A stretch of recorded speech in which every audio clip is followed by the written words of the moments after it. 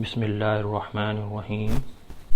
آپ کا ایک بار پھر استقبال ہے ہمارے چینل ہیومن ویلنس میں۔ السلام علیکم ورحمۃ اللہ وبرکاتہ۔ میں آپ کا شکر گزار ہوں، آپ ہمارے چینل کو پابندی کے ساتھ دلچسپی سے دیکھ رہے ہیں۔ جیسا کہ آپ بخوبی واقف ہے، ہمارا تبصرہ نفس پر چل رہا ہے جو کہ ابھی بھی جاری ہے۔ میری آپ سے درخواست ہے کہ ہماری ویڈیو کو کنسنٹریٹ ہو کر دیکھیں تاکہ سمجھنے میں آسانی رہے،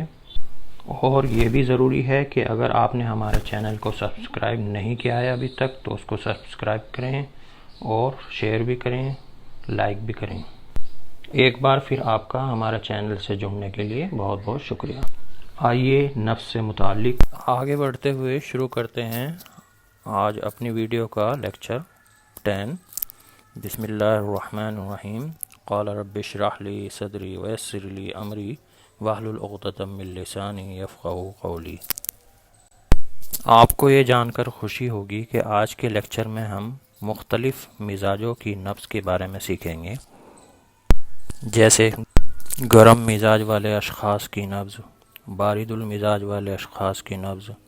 یا مرطوب مزاج والے لوگوں کی نبض، یابس المزاج والے اشخاص کی نبض یعنی خشک مزاج والے لوگوں کی نبض۔ مختلف موسموں میں لوگوں میں نبض میں کیا تبدیلیاں پیدا ہوتی ہیں،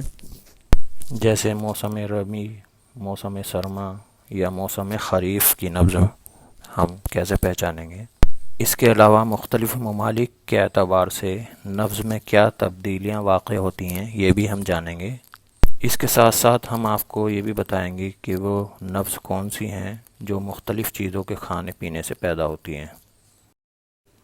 اس کا ہم تفصیل سے بیان کریں گے جس سے کہ ایسے لوگوں کی نبض پہچاننے میں تھوڑی آسانی ہو جائے۔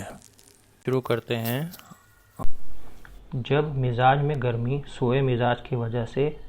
نہیں پیدا ہوتی بلکہ وہ طبعی ہوتی ہے تو مزاج قوی اور صحیح ہوتا ہے اور قوت بہت قوی ہوتی ہے۔ اس لیے ظاہر ہے کہ ایسی صورت میں نبض یقیناً عظیم ہوگی، اور یہ گمان ہرگز نہ کرنا چاہیے کہ حرارت غریزیہ کی زیادتی بدن میں جس حد تک بڑھتی جاتی ہے اسی قدر قوت میں کمی آتی جاتی ہے، بلکہ حقیقت یہ ہے کہ حرارت غریزیہ کی زیادتی سے جوہر روح میں قوت حاصل ہوا کرتی ہے اور نفس میں شجاعت و شہامت۔ یہاں پر حرارت غریزیہ سے مراد ہماری باڈی کا نارمل ٹیمپریچر ہوتا ہے، اور جو حرارت سوئے مزاج کی وجہ سے بدن میں پیدا ہوتی ہے اس کی شدت جتنی بڑھتی چلی جاتی ہے اسی قدر قوت ضعیف ہوتی چلی جاتی ہے۔ بارد المزاج والوں کی نبض کا میلان نقصان کے پہلوؤں یعنی صغر، بطوء اور تفاوت کی طرف ہوتا ہے، جن میں سے زیادہ خصوصیت صغر کو ہے، اور یہ ظاہر ہے کہ برودت کی وجہ سے ترویج کی حاجت کم ہو جاتی ہے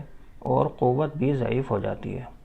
خواہ یہ برودت حرارت کی طرح خلقی ہو یا عارضی۔ پھر اگر برودت کے ساتھ شریان میں بھی نرمی ہو تو نبض کا عرض زیادہ ہو جائے گا، یعنی نبض زیادہ چوڑی ہو جائے گی، اور اسی طرح اس کا بطوء اور تفاوت بھی بڑھ جائے گا۔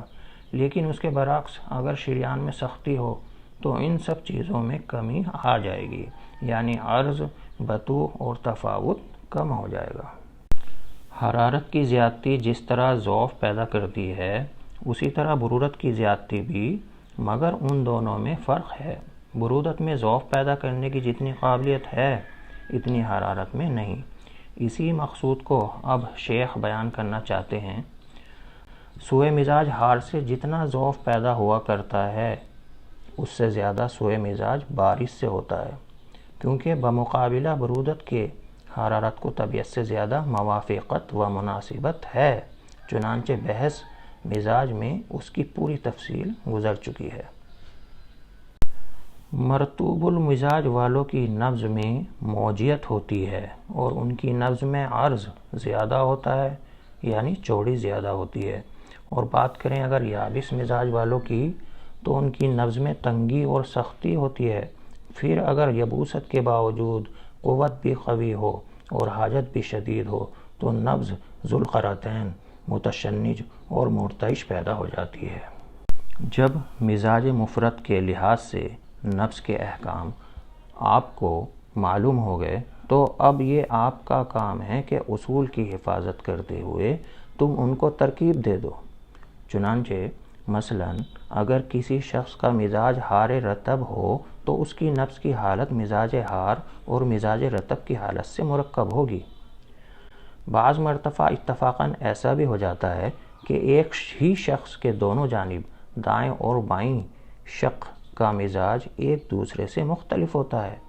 ایک پہلو اگر سرد ہوتا ہے تو دوسرا پہلو گرم، اس لیے دونوں شق کی نبض بتقاضۂ حرارت و برودت کے ایک دوسرے سے مختلف ہوتی ہے۔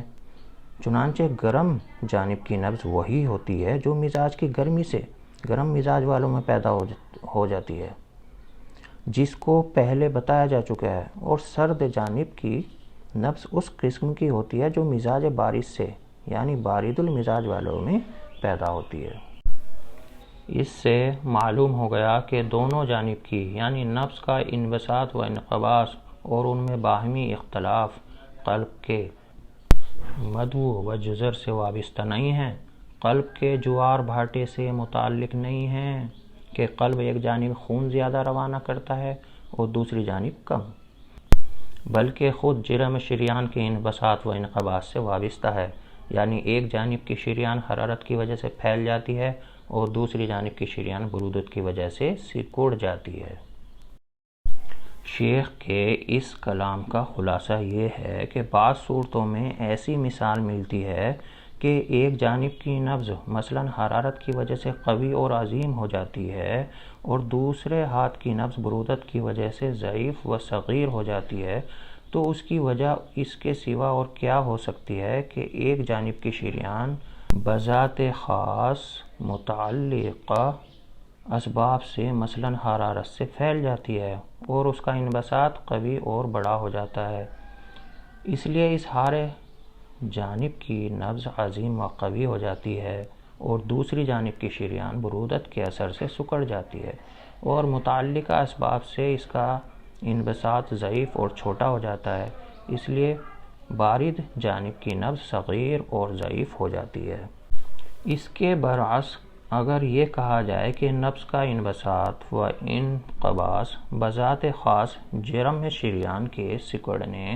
اور پھیلنے سے وابستہ نہیں ہے، جرم شریان مطلب ڈائیمیٹر، شریان یعنی آرٹری کا ڈائیمیٹر، تو ہم کہہ رہے تھے کہ جرم شریان کے سکڑنے اور پھیلنے سے وابستہ نہیں ہے بلکہ قلب کے جوار بھاٹے اور مدوع و جزر پر موقوف ہے، یعنی جب قلب سے خون کا سیلاب ایک جانب قوت کے ساتھ شریانوں میں روانہ ہوتا ہے جس کو قلب کا مدیہ یعنی جوار کہنا چاہیے، تو نبض عظیم اور قوی ہوتی ہے، اور جب اس کا سیلاب دوسری جانب کمی کے ساتھ شریانوں میں روانہ ہوتا ہے جس کو قلب کا جزر یعنی بھاٹا کہنا چاہیے، تو نبض ضعیف اور صغیر ہوتی ہے۔ تو یہ بالکل غلط ہے، کیونکہ قلب سے تو ایک مقدار میں خون دونوں جانبوں کی طرف روانہ ہوتا ہے اور قلب کی قوت دونوں جانبوں کے لیے برابر کام کرتی ہے، حالانکہ مشاہدہ یہ بتاتا ہے کہ گاہے ایک ہی شخص کی دونوں دائیں اور بائیں نبضیں برودت و حرارت کے اثر سے کم و بیش ہو جایا کرتی ہیں، پھر اس کی وجہ سوائے اس کے اور کیا ہو سکتی ہے کہ نفس کا انقباض و انبساط نفس شریان کے انقباض و انبساط کے ساتھ وابستہ ہے۔ جس طرف کی شریان براہ راست کسی وجہ سے زیادہ پھیلے گی اس جانب کی نبض عظیم و قوی ہو جائے گی، چنانچہ صورت مذکورہ میں عمل و حرارت سے ایک طرف کی شریان چونکہ پھیل جاتی ہے اس لیے اس طرف کی نبض عظیم ہو جایا کرتی ہے، اور دوسری جانب کی شریان عمل برودت سے چونکہ سکڑ جایا کرتی ہے اس لیے اس جانب کی نبض صغیر ہو جاتی ہے۔ اس پہلوی اور جانبی حرارت و برودت کا اثر قلب پر نہیں پڑتا ہے اور نہ اس اختلاف نبض میں قلب کے فعل کو دخل ہے، وہ تو برابر دونوں طرف کی شریانوں میں ایک جیسی قوت سے اور ایک مقدار پر خون روانہ کرتا ہے، لیکن جدھر کی شریان زیادہ پھیلی ہوئی ہوتی ہے وہ زیادہ خون کو لے جاتی ہے۔ یا لے لیتی ہے، اور جس طرف کی شریان تنگ ہوتی ہے اس میں خون کم جاتا ہے۔ یہ آپ کو پہلے معلوم ہو چکا ہے کہ نفس کی حرکت کا دار و مدار اور علت فعالی قلب کی قوت حیوانیہ ہیں، جس کو اسباب ماسکہ میں سے پہلے بیان کیا جا چکا ہے۔ اور یہ ظاہر ہے کہ قلب کی یہ قوت دونوں جانبوں کے لیے برابر کام کرتی ہے، اور قلب ہی کے انقباض و انبساط پر تمام بدن کی شریانوں کی حرکت موقوف ہے۔ لیکن چونکہ شریانوں کے اندر مخصوص الیاف عصبیہ و عضلیہ کی وجہ سے، یعنی جو نیورل یا مسکولر کورنگ ہوتی ہے آرٹری کی، اس کو الیاف عصبیہ و عضلیہ کہتے ہیں، یعنی اس کی وجہ سے اس امر کی قابلیت پائی جاتی ہے۔ یہاں پر ہم بتا رہے تھے کہ چونکہ شریانوں کے اندر مخصوص الیاف عصبیہ و عضلیہ کی وجہ سے اس امر کی قابلیت پائی جاتی ہے کہ ان کا قطر یعنی ڈائیمیٹر دیگر اثرات سے مثلا حرارت یا برودت سے چھوٹا بڑا ہو سکتا ہے، جیسا کہ ورم ہار اور چوٹ کے آس پاس کی شریانیں زیادہ پھیل جایا کرتی ہیں۔ اس لیے یہ ممکن ہے کہ ایک جانب کی شریان اس جانب کی حرارت کی وجہ سے پھیل جائے اور دوسری جانب کی شریان برودت کے اثر سے تنگ ہو جائے۔ الغرض قلب کی تحریک اور اس کا عمل مشترک ہے اور عام ہوا کرتا ہے، اور اس قسم کے مقامی اختلافات مقامی اثرات سے شریانوں میں حاصل ہو سکتے ہیں۔ اس قسم کے مقامی اختلاف کا تعلق قلب سے وابستہ نہ ہو سکے گا، یعنی قلب سے اس کا بالکل واسطہ نہیں ہوگا۔ یہاں پر اختتام ہوتا ہے فصل 8 کا، اور آپ شروع کرنے جا رہے ہیں فصل 9، جس میں مختلف موسموں کی نبض بتائی جائے گی۔ آپ شروع کرتے ہیں موسم ربیع کی نبض۔ موسم ربیع کی نبض ہر چیز میں جو بھی ہم نے اوپر اجناس میں بیان کی ہیں ان میں معتدل ہوتی ہے، لیکن قوت میں زائد ہوتی ہے۔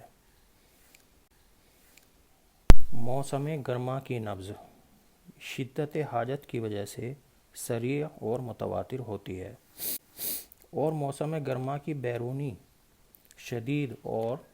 غالب حرارت کی وجہ سے چونکہ روح تحلیل ہو جاتی ہے، اور روح کے تحلیل ہو جانے سے قوت تحلیل ہو جاتی ہے، اس لیے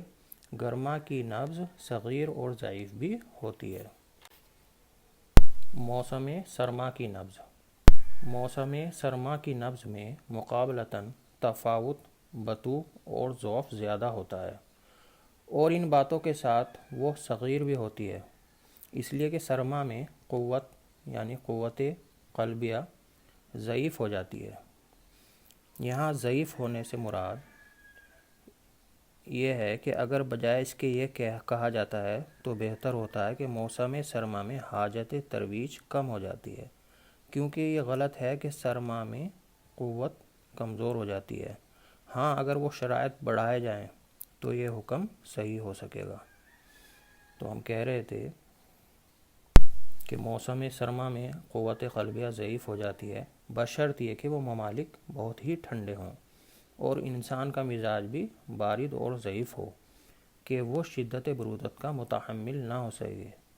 ورنہ اس کے برعکس وہی صورت پیدا ہوگی جسے شیخ نے ذیل میں بیان کیا ہے۔ بعض لوگوں میں گاہے یہ ہوتا ہے کہ برودت موسم کی وجہ سے حرارت بدنی اندر گہرائی کی طرف جا کر اکٹھی ہو جاتی ہے، جس سے قوت بجائے ضعف ہونے کے قوی ہو جاتی ہے،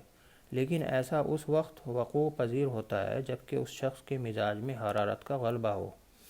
جو برودت سے مقابلہ کرتی ہے اور اس سے متاثر اور مغلوب نہیں ہوتی۔ اس لیے ایسے گرم مزاج شخص کے بدن میں سردی گھسنے نہیں پاتی کہ اندر جا کر قوت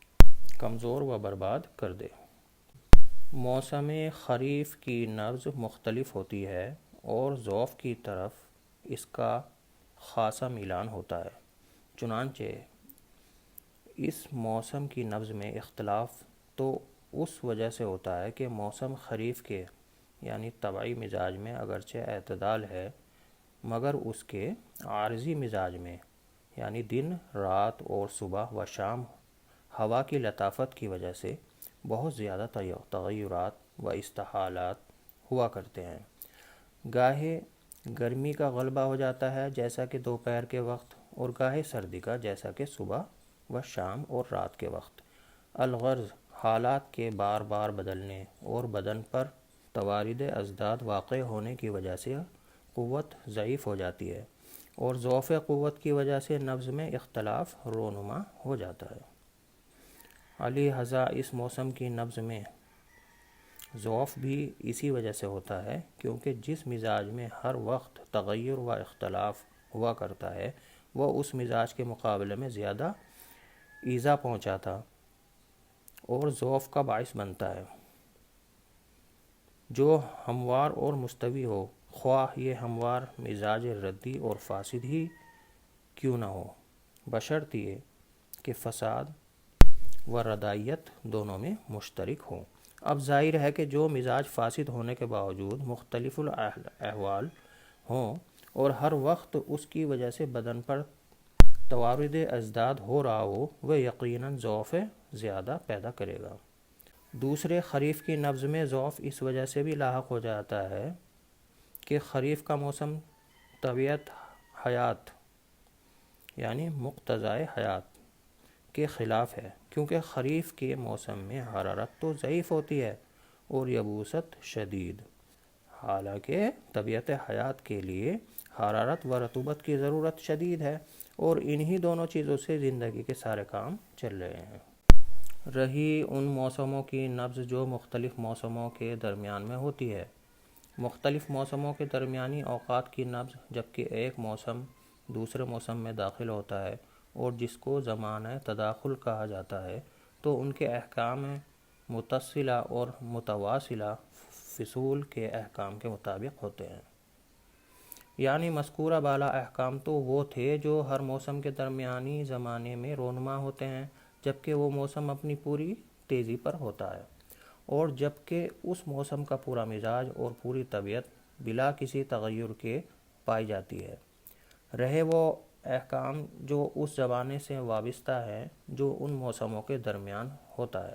مثلاً ربیع کا ابتدائی زمانہ اور موسم سرما کے اختتام کا زمانہ، تو ان موسموں کے احکام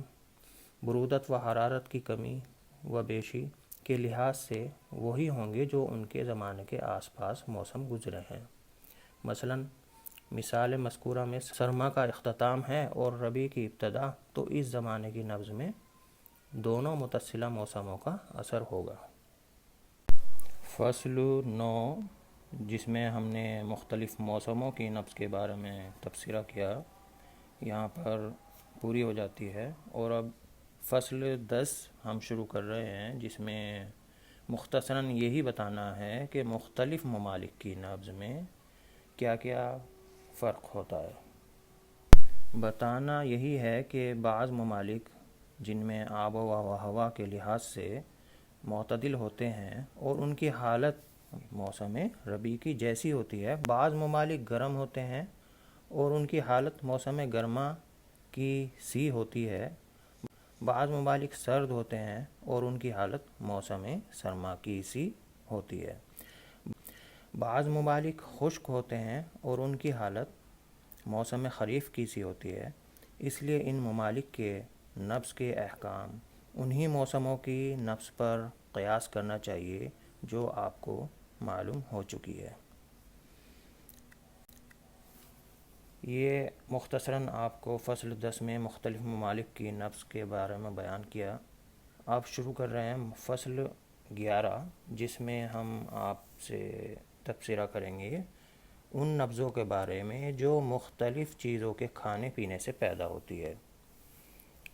جیسا کہ متناولات۔ متناولات تناول سے بنا ہے، جیسے کھانے پینے کی چیزیں، خواہ دوا ہو یا غذا یا پانی وغیرہ۔ یہ سب جب ہم تناول کرتے ہیں تو اسی سے لفظ بنا ہے متناولات۔ تو نبض میں اپنی کیفیت کے ذریعے بھی تغیر پیدا کرتے ہیں، یعنی یہ متناولات نبض میں اپنی کیفیت کے ذریعے بھی تغیر پیدا کرتے ہیں، اور اپنی کمیت یعنی مقدار کے ذریعے بھی، کم مقدار ہے یا زیادہ مقدار، اس کے ذریعے بھی تغیر پیدا کرتے ہیں۔ چنانچہ کیفیت کے ذریعے تغیر پیدا کرنے کی صورت یہ ہے کہ شے تناول یعنی معقول یا مشروب جب گرمی یا سردی کی طرف مائل ہوتے ہیں، یعنی اس میں گرمی یا سردی اعتدال سے زیادہ ہوتی ہے، تو یہ اپنے میلان کے تقاضے کے مطابق نبض میں تغیر پیدا کر دیتی ہے۔ اور کمیت کے ذریعے تغیر پیدا کرنے کی صورت یہ ہے کہ جب شے تناول یعنی معقول و مشروب یعنی کھانے پینے کی چیزیں کمیت کے لحاظ سے معتدل ہوتی ہیں تو نبض میں عزم، سرعت اور تواتر اس لیے بڑھ جاتا ہے کہ ایسی معتدل مقدار غذا سے بدن میں قوت اور حرارت بڑھ جاتی ہے، اور یہ اثر ایک عرصہ تک قائم رہتا ہے، یعنی نبض میں یہ اثر اس وقت تک قائم رہتا ہے جب تک اس غذائے معتدل مقدار کا اثر بدن میں بلحاظ قوت و حرارت کے قائم رہتا ہے، اور جب غذا مقدار کے لحاظ سے زیادہ کھائی جاتی ہے تو چونکہ غذا کے بوجھ سے قوت دب جاتی ہے، اس لیے اس وقت نبض مختلف چلتی ہے اور اس اختلاف میں نظام بھی نہیں رہتا ہے۔ گیلانی کا قول ہے، بعض وقت ایسا بھی ہوتا ہے کہ غذا کھاتے ہی قبل اس کے کہ اس سے اخلاط وغیرہ بنے، اور بعض اوقات صرف غذا کی مرغوب بو کے پہنچنے سے نبض میں قوت اور عزم پیدا ہو جاتا ہے۔ یعنی کوئی اپنی پسندیدہ کھانا اگر بن رہا ہے، اس کی خوشبو سونگھ کر ہی نبض میں عزم پیدا ہو جاتا ہے، اور ساتھ میں نبض قوی بھی ہوتی ہے۔ اس میں یہ اثر زیادہ تر نفس کے تاثرات اور خیالات کا ہے، جس سے افعال تغذیہ اور افعال تولید حرارت میں تحریک پہنچ جایا کرتی ہے، جس سے قلب و دماغ کے افعال بہت جلد تیز یا سست ہو سکتے ہیں۔ مثلا کسی خبر مفرح کے سننے سے قلب کی حرکت تیز ہو جاتی ہے، یعنی کوئی خوشی کی بات سنی تو دل تیزی سے دھڑکنے لگتا ہے۔ اسی طرح اور بھی دیگر مؤثرات ہیں جو قلب کے فعل میں تغیر و اختلاف پیدا کر دیتے ہیں، اور ثقل خواہ کسی قسم کا ہو، یعنی غذا کا بوجھ خواہ کسی درجہ کا ہو، نبض میں اختلاف پیدا ہی کر دیا کرتا ہے۔ گیلانی نے ثقل غذا کے 3 مدارج بیان کیے ہیں، یعنی کہ 3 درجے بتائے ہیں۔ نمبر 1، غذا کی کثرت درجہ افراط کی ہو۔ نمبر 2، غذا کی کثرت حد افراط سے کم ہو، اور نمبر 3، غذا کی کثرت درجہ اعتدال سے بھی کم ہو، لیکن بہرحال کثرت ضرور ہو۔ غذا کی کثرت درجہ افراط کی ہو، یعنی خوب پیٹ بھر کر کھانا کھایا گیا ہو۔ ناظرین، وقت آ گیا ہے آپ سے اجازت لینے کا۔ آج کا ہمارا لیکچر 10 مکمل ہوا۔ امید کرتا ہوں کہ آپ کو ہماری ویڈیوز پسند آ رہی ہوں گی، تو ناظرین ہمارے چینل کو سبسکرائب کیجیے اور ویڈیوز کو لائک کیجیے، شیئر کیجیے، اور انتظار کرتے ہیں اپنے اگلے لیکچر کا۔ تب تک کے لیے اجازت۔ اللہ حافظ۔ السلام علیکم۔